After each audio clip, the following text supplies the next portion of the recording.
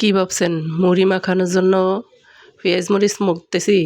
না, এটা জামাইরে সুস্থ রাখার জন্য সবজি মাখাইতেছি। এখানে ডিম দিব, ওটস ব্লেন্ডার করে রেখেছি, ওটস দিয়ে চাপটির মতো বানাবো। তো যত পুষ্টিকর খাবার আছে সব কিছু জামাইরে খাওয়ানোর চেষ্টা করি, তারপরেও জামাই বেডা সুস্থ হইতেছে না, বুঝতেছি না কি করব। তো যখনই জামাইয়ের দিকে তাকাই তখনই মনে হয় অপুষ্টির অভাব। তো পুষ্টিকর খাবার দেওয়ার চেষ্টা করি প্রতিদিন, তাই এক এক দিন এক একটা জিনিস তৈরি করে খাওয়াই। এটা আমি এখন মেখে নিয়ে চাপটির মতো বানাবো, সাথে সরিষার তেল দেব, সরিষার তেল দিয়ে ভাজবো। এত পুষ্টিকর খাওয়ার খাইয়েও যদি সুস্থ না হয়, ভালো না হয়, তাহলে কি করা উচিত বলেন? দলা মুসরি কইরা প্যাকেটে বইরা নদীতে নিয়ে ফালাই দেওয়া উচিত না?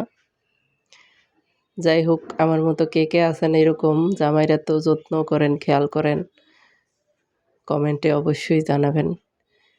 বেশি জামাই ভক্ত মেয়েগুলা খুব কষ্ট পায় ভিতরে।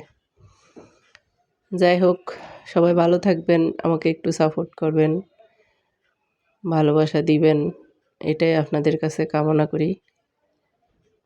এই যে পুষ্টিকর খাবারটা এইভাবে জামাইদেরকে বানিয়ে খাওয়াবেন, তাহলে পুষ্টি পাবে তারা। সবাই ভালো থাকবেন। আল্লাহ হাফেজ। আসসালামু আলাইকুম। আজকের মতো বিদায় নিলাম।